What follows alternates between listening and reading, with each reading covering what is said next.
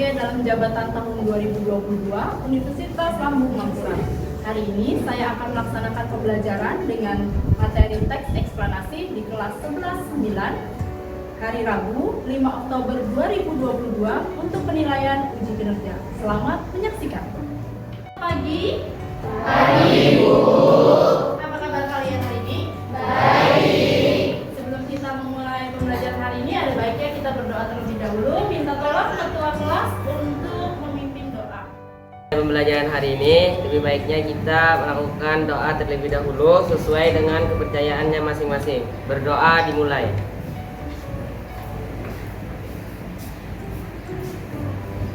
Berdoa selesai. Ketua kelas, hari ini Rabu tanggal berapa ya, Nak? 5 Oktober. Oh iya. Kemudian siapa yang tidak hadir? Dua orang. Jaini dan Nadia yang bisa. Oke. Agar lebih semangat, sebelum kita belajar, kita menyanyikan dulu lagu Indonesia Raya. Siapa yang akan memimpin hari ini? Ya, silakan. Dan yang lainnya? Mari berdiri. Hiduplah Indonesia Raya. Indonesia tanah airku, tanah tumpah darahku. Di sanalah aku berdiri, jadi pandu ibuku. Indonesia kebangsaanku, bangsa dan tanah airku. Marilah kita berseru, Indonesia bersatu. Hiduplah tanahku, hiduplah negeriku, bangsaku, rakyatku semuanya. Bangunlah jiwanya, bangunlah badannya untuk Indonesia Raya. Indonesia Raya, merdeka, merdeka, tanahku, negeriku yang ku cinta. Indonesia Raya, merdeka, merdeka, hiduplah Indonesia Raya. Terima kasih, silakan duduk. Pada pertemuan sebelumnya kita telah mempelajari apa ya? Ada yang bisa menyampaikan? Saya, Bu. Ya, silakan. Kita belajar pengertian, struktur, dan kebahasaan teks eksplanasi, Bu.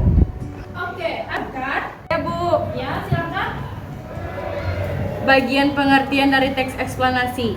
Teks eksplanasi adalah teks yang berisi tentang proses terjadinya suatu fenomena, baik itu fenomena alam maupun fenomena sosial. Teks ini bertujuan untuk menyampaikan informasi secara akurat dan jelas kepada para pembaca terkait suatu fenomena, Bu. Oke. Disebutkan sedang mempelajari tentang pengertian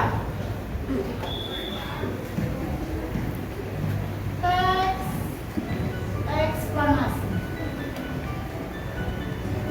yaitu berkaitan dengan fenomena. Ada yang bisa menyampaikan tentang strukturnya? Bu, Ya, silakan ya, Nur. struktur teks eksplanasi adalah identifikasi fenomena, berisi pengertian fenomena, penyebab terjadinya yang dijelaskan secara umum. Proses terjadinya berisi tentang penjelasan lebih rinci, dapat berupa alasan mengapa dan bagaimana suatu fenomena dapat terjadi. Ulasan bagian ini berisi simpulan dari hal-hal yang telah disampaikan pada bagian identifikasi fenomena dan proses terjadinya. Ya, terima kasih, baik sekali. Dan tadi sudah menyebutkan ada struktur. Yang pertama adalah identifikasi fenomena. Yang kedua apa? Proses kejadian. Proses terjadi. Yang ketiga adalah ulasan.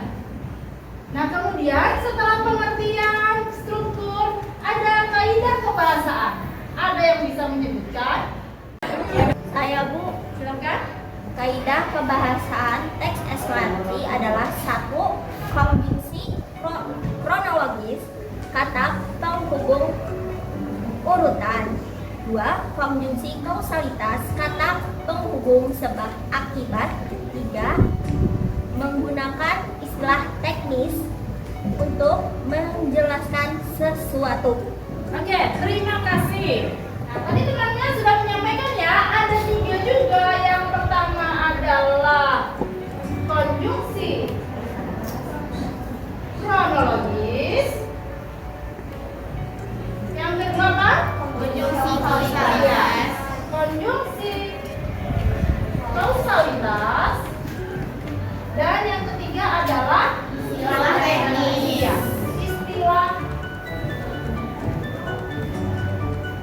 teknis. Nah, ini adalah bagian-bagian yang harus kalian perhatikan. Jadi, itulah yang telah kalian pelajari pada pertemuan sebelumnya. Sekarang kita akan masuk pada materi baru, memproduksi teks eksplanasi. Pertama-tama, Ibu akan menyampaikan kompetensi dasar. Kompetensi dasarnya adalah 3.2, menganalisis struktur dan kebahasaan teks eksplanasi. Kemudian 4.2, memproduksi teks eksplanasi secara lisan atau tulis dengan memperhatikan struktur dan kebahasaan. Selanjutnya, tujuan pembelajaran. Ya, kita tahu dibacakan. Tujuan pembelajaran. 1. Peserta didik mampu menelaah struktur dan menganalisis kebahasaan teks eksplanasi dalam kelompok dengan benar. Kedua, peserta didik mampu menyusun kerangka dan menulis teks eksplanasi dalam kelompok dengan memperhatikan isi, struktur, dan kebahasaan dengan baik dan benar. Ya, terima kasih. Jadi yang dibacakan teman kalian adalah tujuan pembelajaran untuk kaliannya. Makanya disebutkan di sini peserta didik mampu menganalisis struktur dan menganalisis kebahasaan teks eksplanasi serta memproduksinya. Nah, itu yang akan kalian lakukan. Bagaimana kita belajar hari ini? Model yang digunakan adalah problem based learning atau PBL. Diharapkan masalah dapat diselesaikan dengan diskusi. Diskusi yang bagaimana? Diskusi kelompok yang akan kalian lakukan. Kemudian pendekatan saintifik dengan metode diskusi dan presentasi. Poin ketiga, peserta didik akan berkelompok dan berdiskusi untuk memecahkan masalah. Nah, kita lanjut dulu. Tahapan dalam PBL adalah yang pertama orientasi masalah. Kita akan mencari dulu masalah apa yang kalian alami. Yang kedua, mengorganisasikan peserta didik untuk belajar. Yang ketiga, membimbing dan menyelidiki individu maupun kelompok. Keempat, mengembangkan dan menyajikan hasil karya. Kelima, menganalisis dan mengevaluasi proses pemecahan masalah. Oke, kira-kira bisa dipahami? Ya.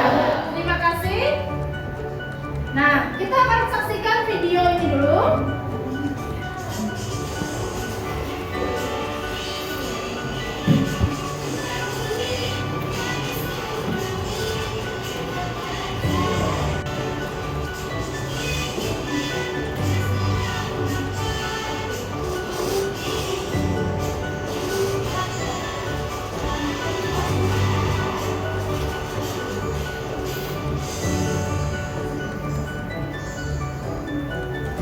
Dari video tersebut, apa fenomena yang bisa kalian lihat?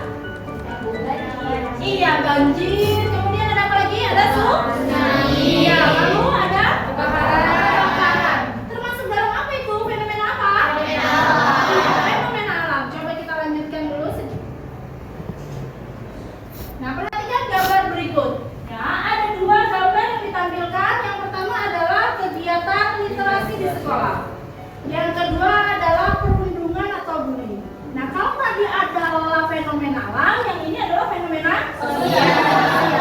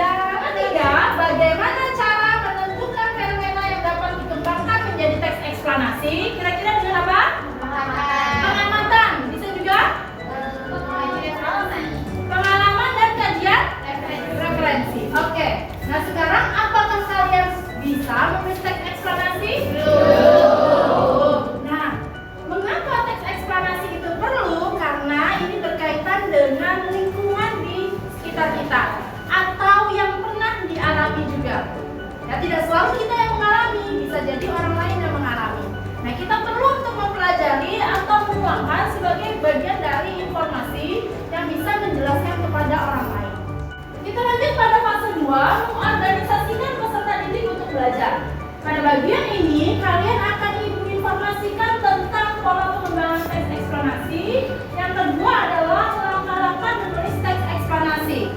Minta tolong Suman untuk membacakan pada bagian contoh, silakan. Pada bulan keempat, muka telah kian tampak seperti manusia. Dalam bulan kelima, rambut-rambut mulai tumbuh pada kepala. Selama bulan ke-6, alis dan bulu mata timbul. Setelah 7 bulan, betus mirip kulit orang tua dengan kulit merah berkeriput. Selama bulan ke-8 dan ke-9, lemak timbulan di bawah kulit sehingga perlahan-lahan menghilangkan sebagian keriput pada kulit. Kaki membulat, kuku keluar pada ujung-ujung jari, rambut asli, rontok, dan betus menjadi sempurna dan siap dilahirkan. Oke, pada pola pengembangan proses, di sini berkaitan dengan urutan, sehingga konjungsi yang dimasukkan bisa konjungsi kronologis.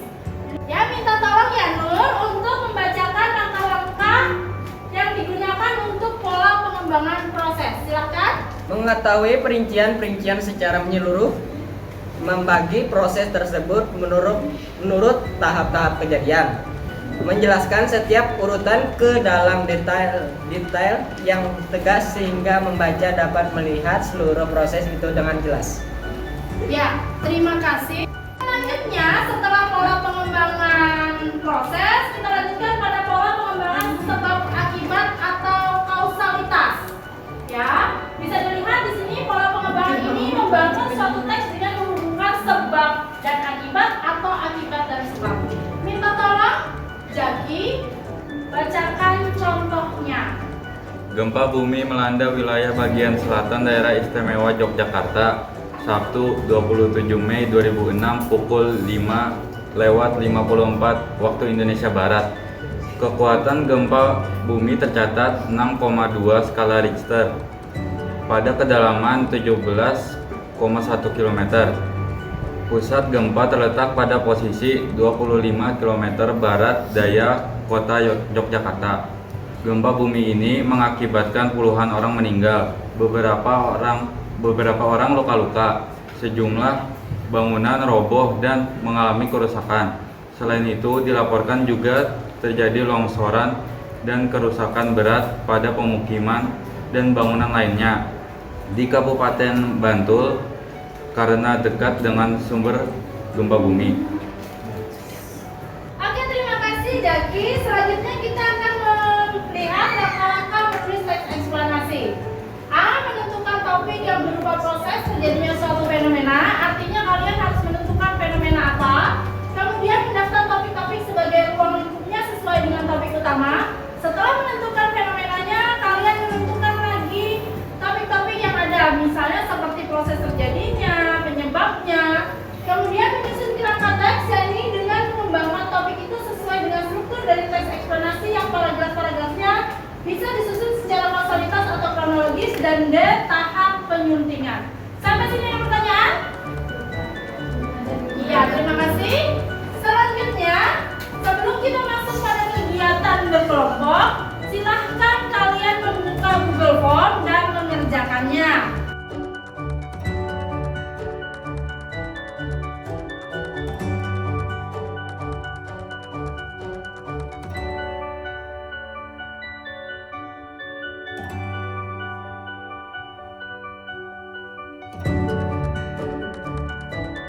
Apakah kalian sudah selesai mengerjakannya?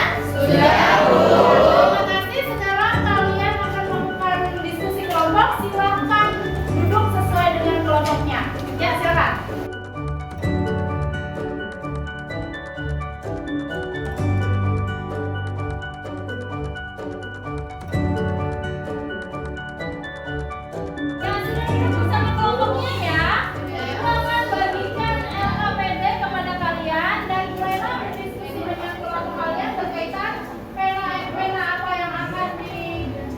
kembangkan, kemudian penerapan strukturnya dan kaidah kebahasaannya.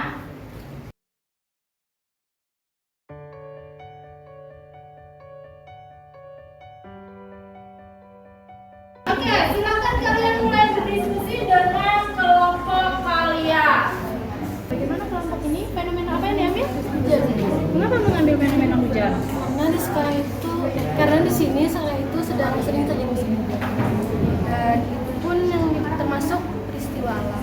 Oh iya, oke. Silakan dilanjutkan ya. Iya. Kelompok 5. Fenomena apa yang digunakan untuk dikembangkan? Gempa bumi. Dan pola pengembangannya apa? Oh, pola pengembangan kronologis. Oke, silakan dilanjutkan. Untuk kelompok 3 menggunakan fenomenanya adalah banjir. Nah, kemudian untuk pembagian strukturnya bagaimana? Mencari informasi banjir melalui gawai. Ya, yang mana? Coba ditunjukkan dulu. Oh iya. Oh ya, sip, bisa digunakan. Kemudian bagian strukturnya bagaimana? Mencari pengertiannya secara umum. Ya. Bagaimana banjir itu terjadi dan apa penyebab banjir. Oke, ya. Silakan dilanjutkan ya, dilengkapi ya. Untuk kelompok 1, fenomena apa yang dipilih? Fenomena tentang literasi. Iya, mengapa memilih literasi? Karena kami pernah mengikuti kegiatan literasi di SMA 1 Malang. Oke, silahkan dikembangkan. Jangan lupa literasi itu bermacam ya. Boleh memilih, boleh juga keseluruhan dibahas. Bagaimana kelompok 2? Fenomenanya bully ya. Mengapa mengangkat fenomena itu? Menurut kelompok kami memilih fenomena itu karena pada saat ini fenomena bully sangat maraknya di kalangan masyarakat, yaitu remaja maupun di sekolah juga sangat maraknya. Oke, jadi ya untuk kelompok 4, fenomena apa yang digunakan? Fenomena pelangi. Banyak kata teknis yang digunakan di situ? Ini banyak Bu, karena untuk menjelaskan ini perlu banyak kata. Iya, nanti jangan lupa ditambahkan pengertian-pengertiannya ya saat menjelaskan sehingga mudah untuk dipahami oleh temannya. Oke, silakan dilanjutkan. Oke, tolong perhatikan dulu. Kalian telah bekerja dalam kelompok. Sebentar lagi kita akan mendengarkan presentasi dari teman-teman kalian, ya, perwakilan dari kelompok-kelompok yang ada. Dan silakan diberikan pertanyaan atau tanggapan atau bahkan saran. Oke ya. Jadi silakan untuk yang pertama kelompok 2, silakan untuk menyampaikan hasil dari diskusinya. Assalamualaikum warahmatullahi wabarakatuh. Waalaikumsalam warahmatullahi wabarakatuh. Berdirinya kami di sini ingin mempresentasikan hasil dari kerja kelompok kami yang berjudul bullying di sekolah. Perkenalkan, Saya Muhammad Agustian. Saya Muhammad Fahidiyah Wadidiyah. Nama saya Insanul. Nama saya Liana. Saya Hairunisa Arina Septiana. nama saya Muktia Rahma. Kami di sini ingin menjelaskan tentang identifikasi fenomena bullying yang akan dibacakan oleh Dinda. Identifikasi fenomena. Bullying termasuk dalam fenomena sosial yang cukup sering kita jumpai di sekolah. Bullying merupakan segala bentuk penindasan atau kekerasan yang dilakukan dengan sengaja oleh satu orang atau sekelompok orang yang lebih kuat atau berkuasa terhadap orang lain dengan tujuan untuk menyakiti dan dilakukan secara terus-menerus. Bully disebabkan karena kemampuan adaptasi yang buruk, pemenuhan eksistensi diri yang kurang, harga diri yang rendah, adanya pemenuhan kebutuhan yang tidak terpuaskan di aspek lain dalam kehidupannya. Proses kejadian bullying yang akan dibacakan oleh Liana. Bully biasanya berlangsung dalam waktu yang lama, sehingga sangat mungkin mengaruhi korban secara psikis. Penekanan bahwa bully dilakukan oleh anak usia sekolah perlu menjadi perhatian bahwa salah satu karakteristik anak usia sekolah adalah adanya egosentrisme atau segala sesuatu terpusat pada dirinya yang masih dominan. Ketika suatu kejadian menimpa dirinya anak masih menganggap bahwa semua itu adalah karena dirinya. Bullying sepertinya sudah menjamur di kalangan anak sekolah, biasanya antar teman, kakak kelas, dan adik kelas. Bahkan guru sekalipun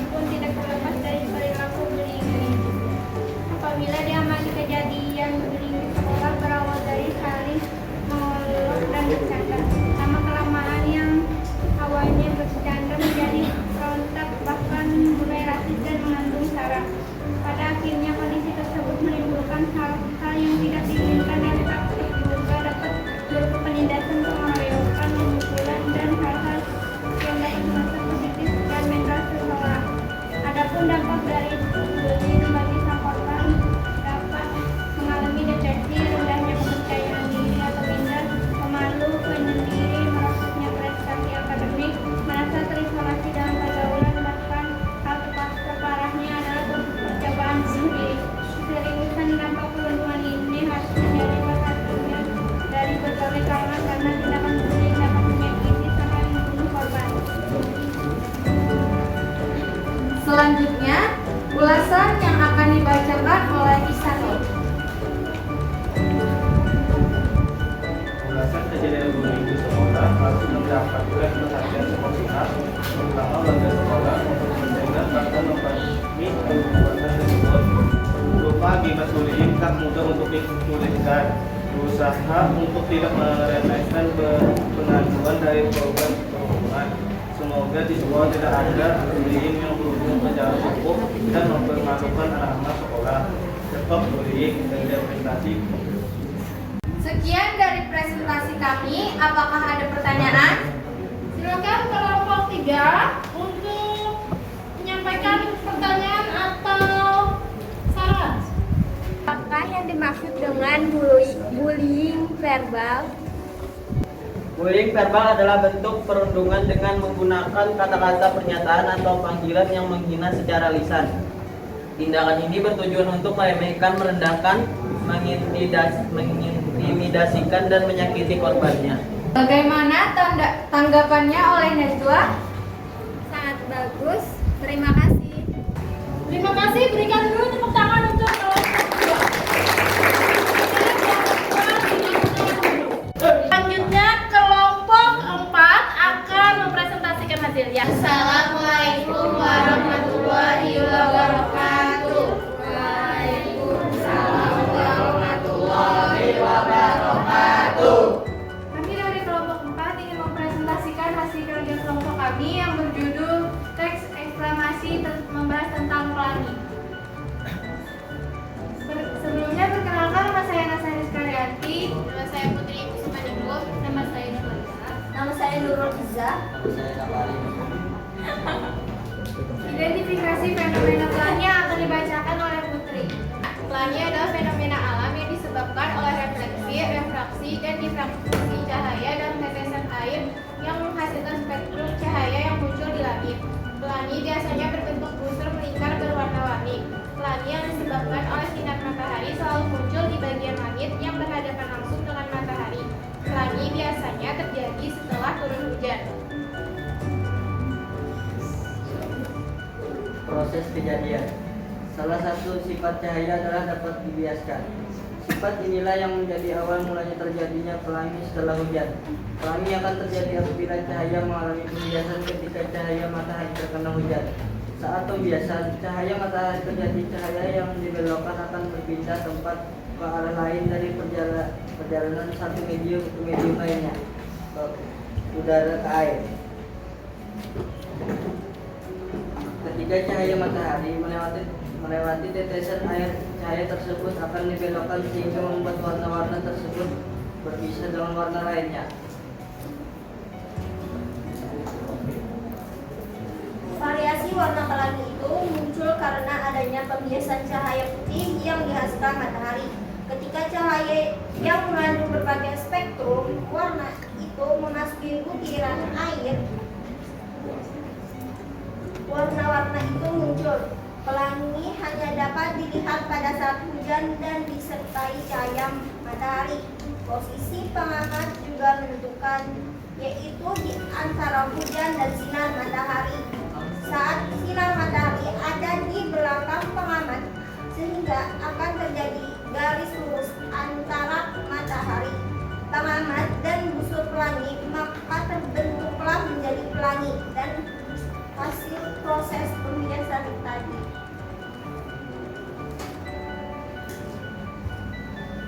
Ulasan. Pelangi hanya dapat dilihat saat hujan bersamaan dengan matahari bersinar dari sisi berlawanan pengamat. Posisi pengamat harus berada di antara matahari dan tetesan air dengan matahari di belakang awan tersebut, sehingga akan terjadi garis lurus antara matahari, pengamat, dan busur pelangi, maka terbentuklah pelangi dari hasil proses pembiasan tadi. Oke, ini adalah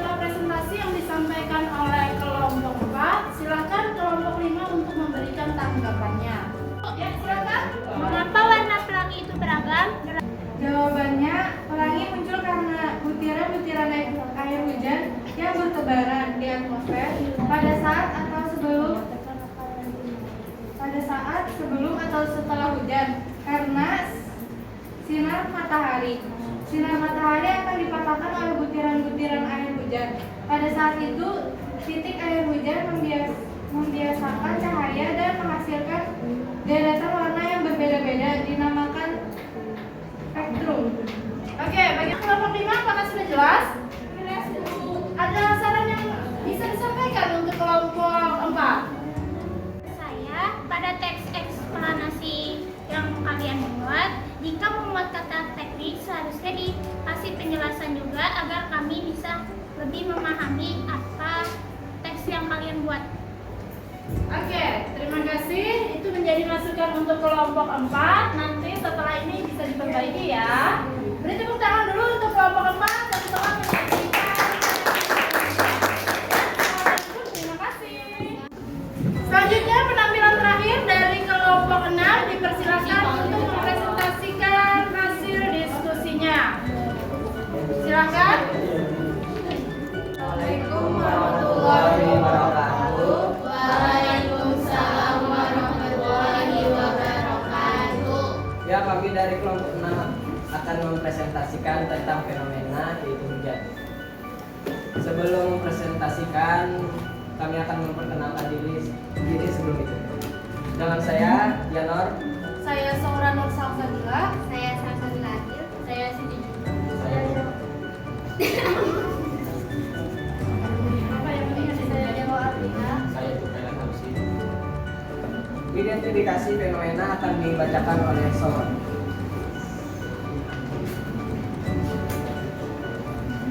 Identifikasi fenomena. Hujan merupakan salah satu fenomena yang sering terjadi di sekitar kita. Hujan dapat terjadi secara tiba-tiba dengan durasi waktu sebentar atau bahkan sangat lama. Hujan adalah proses kondensasi uap air di atmosfer menjadi butir air yang cukup berat untuk jatuh dan biasanya tiba di daratan. Proses atau penyebab terjadinya hujan antara lain seluruh wilayah pada permukaan perairan bumi seperti sungai, danau, laut akan menguap udara karena panas matahari uap air kemudian naik terus ke atas, kemudian menyatu dengan udara. Hujan adalah sebuah proses yang terjadi di permukaan bumi dari wilayah perairan tumbuhan atau daratan. Hujan menjadi sumber air yang penting seperti sungai, danau, atau sumur yang tidak bisa diakses. Hujan sangat bermanfaat untuk perairan, lahan pertanian, industri, hingga pembangkit listrik. Bisa juga untuk kepentingan pribadi maupun kepentingan bersama. Air hujan tidak sesederhana air yang turun dari langit. Proses terjadinya hujan tidak terlepas dari proses siklus air. Tahapan terjadinya hujan secara umum terbagi menjadi 3 tahapan, yaitu evaporasi, kondensasi, dan presipitasi. Proses kejadian. Proses terjadinya hujan berhubungan dengan siklus air atau siklus hidrologi. Siklus tersebut menyebabkan air turun dari atmosfer ke permukaan bumi. Adapun tahapan terjadinya hujan terbagi menjadi 3 tahap. Tahap pertama evaporasi merupakan proses penguapan air yang ada di permukaan bumi baik daratan atau perairan. Penguapan tersebut terjadi disebabkan oleh adanya suhu panas dari bumi. Uap air selanjutnya akan mengumpul menjadi awan. Ketika suhu semakin panas, maka semakin banyak air yang menguap. Tahap kedua, kondensasi merupakan urutan proses terjadinya ketika evaporasi naik ke atmosfer, kemudian mengembun. Proses ini menyebabkan terbentuknya partikel es. Setelah itu, partikel-partikel tersebut akan mendekat dan membentuk awan. Tahap terakhir terjadinya hujan adalah presipitasi, merupakan mencairnya butiran es di awan kemudian turun ke bumi. Awan yang sudah terlalu berat tidak lagi bisa menahan air sehingga turunlah hujan.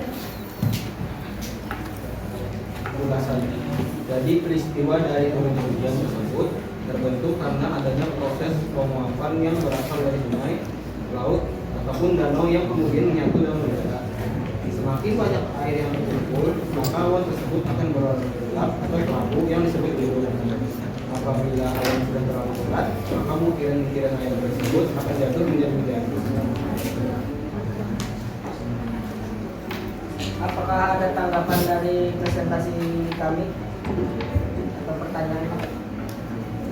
Ibu, saya izin bertanya. Ya, silakan. Sebutkan jenis-jenis hujan dan jelaskan salah satu jenis tersebut. Terima kasih.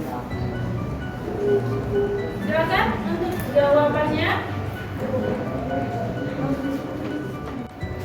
Jawabannya jenis-jenis hujan: hujan salju, hujan es, hujan asam, hujan siklonal, hujan zenital, hujan aerografis, hujan muson, hujan frontal, hujan buatan, hujan meteor. Hujan zenital adalah hujan yang terjadi karena adanya pemanasan yang tinggi, terjadi di wilayah garis ekuator, yang dimana intensitas panas mataharinya lebih tinggi dibandingkan daerah lain. Terima kasih, Pak. Apakah ada tanggapan? Ada, Bu. Menurut saya penampilan mereka sudah cukup baik. Namun ketika presentasi diharapkan untuk lebih serius dalam menyampaikan materi. Terima kasih untuk tanggapannya. Beri tepuk tangan untuk kelompok anak. Sekian dari presentasi kami. Wassalamualaikum warahmatullahi wabarakatuh. Waalaikumsalam warahmatullahi Ya, sekali lagi beri tepuk tangan buat kelompok anak. Presentasi kita hari ini, silakan. Demikian penampilan dari rekan-rekan kalian. Kalian juga sudah memberikan saran dan pertanyaan juga. Silakan Ibu beri kesempatan kalian untuk memperbaiki atau melengkapi dari saran-saran yang disampaikan oleh temannya. Ya, silakan mulai.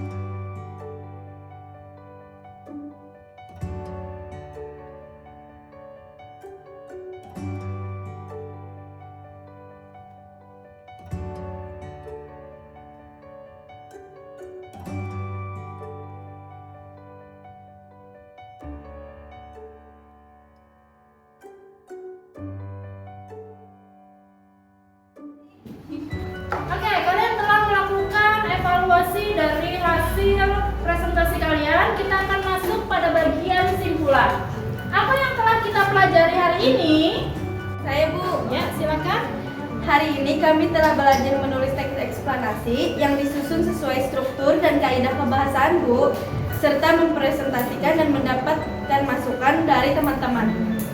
Oke, terima kasih. Mengapa kita perlu belajar teks eksplanasi? Bu, Silakan. Sesuai tujuan teks eksplanasi untuk menyampaikan informasi secara akurat dan jelas kepada para pembaca terkait suatu fenomena. Oke, apakah ada yang lainnya? Ya, silakan. Kami dapat mengetahui struktur kebahasaan serta menulis teks eksplanasi menyesuaikan dengan fenomena yang pernah terjadi bahkan dialami. Oke, terima kasih. Bagaimana perasaan kalian saat belajar hari ini? Senang. Oke, syukurlah kalau senang. Kemudian hal apa saja yang dipelajari hari ini? Saya, Bu, kami telah belajar menentukan fenomena yang akan dikembangkan menjadi teks eksplanasi berupa fenomena alam ataupun sosial, mencari referensi serta berdiskusi dalam mengembangkan struktur serta kaidah kebahasaan teks eksplanasi. Ada yang menambahkan? Saya, Bu, Ya, silakan. kami juga telah mempresentasikan hasil karya kami serta membagikan pengalaman yang telah kami rasakan saat belajar bersama hari ini. Oke, terima kasih. Ada yang belum kita pelajari pada hari ini? saya Bu, Ya, silakan. sepertinya semua sudah seperti tahapan yang Ibu jelaskan. Baik, terima kasih. Baik, terima kasih anak-anak. Semoga yang disampaikan hari ini bermanfaat. Untuk tugas lanjutan, silakan kalian dengan kelompok membuat PowerPoint yang menarik sehingga bisa dipublikasikan melalui media sosial. Untuk pembelajaran selanjutnya, kita akan memasuki materi baru yaitu ceramah. Silakan kalian mempelajari terlebih dahulu. Nah, sebelum kita mengakhiri kegiatan hari ini, Ibu minta tolong kalian kembali kembali dulu ke posisi sebelumnya. Kita akan bersiap-siap untuk berdoa. Silakan.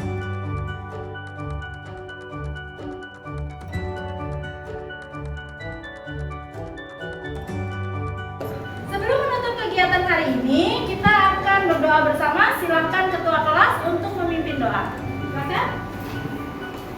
Sebelum kita mengakhiri pembelajaran pada hari ini, lebih baiknya kita berdoa terlebih dahulu. Berdoa dimulai.